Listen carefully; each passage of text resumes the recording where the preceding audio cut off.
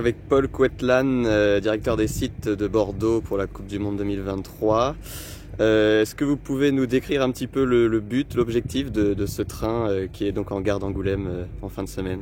Le train qui est en gare d'Angoulême pour 2 jours et qui ira à Bordeaux cette fin de semaine. Donc l'objectif de ce train qui a démarré le 21 juillet et qui va parcourir la France jusqu'au 12 novembre, c'est d'aller à la rencontre des territoires, à la rencontre des Français pour promouvoir l'événement bien sûr et pour indiquer aux personnes qu'un stade est proche de chez eux. Et l'objectif aujourd'hui c'est d'avoir 4 voitures qui permettent une immersion dans cette Coupe du Monde de rugby avec une première voiture où vous pouvez retrouver une immersion totale avec de la réalité virtuelle pour rentrer dans le Stade de France avec les joueurs, sur la pelouse avec les joueurs.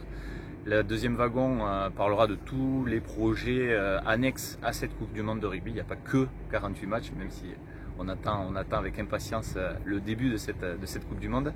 La troisième voiture, on pourra rentrer aussi dans le vestiaire avec tous les maillots des différentes nations qui sont qualifiées.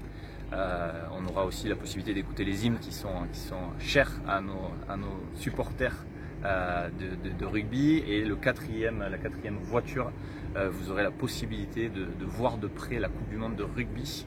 Donc l'objectif encore une fois c'est de faire participer tout le monde, que ce soit les initiés, les amateurs, mais aussi ceux qui connaissent peut-être pas le rugby. Donc on vous attend nombreux à Angoulême pour ces 2 belles journées.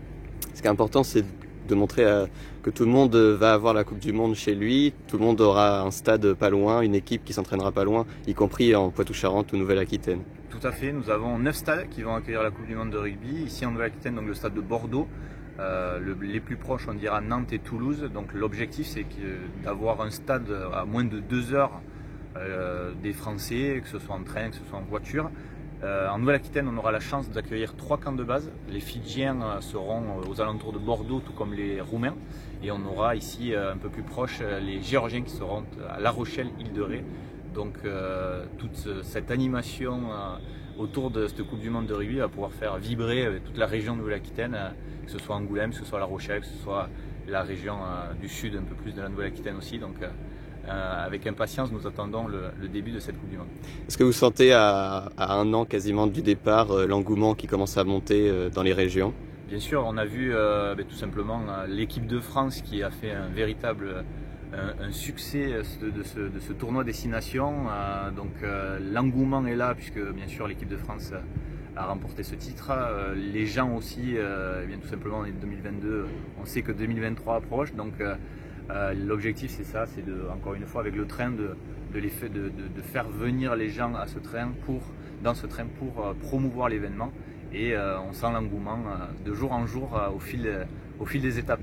Dernière question, de par votre passé de professionnel, on voit l'équipe de France, l'équipe d'Irlande qui sont vraiment sur une pente ascendante. Au contraire, les Néo-Zélandais un petit peu en perte de vitesse. Est-ce que vous sentez que les cartes sont un peu rebattues pour cette Coupe du Monde 2023? On a une très belle équipe de France effectivement, avec un groupe jeune. Il faut savoir que sur les précédentes Coupes du Monde, c'est un peu aléatoire. On a des équipes qui sont un peu dans le dur avant les Coupes du Monde, puis finalement se révèlent pendant la Coupe du Monde et inversement.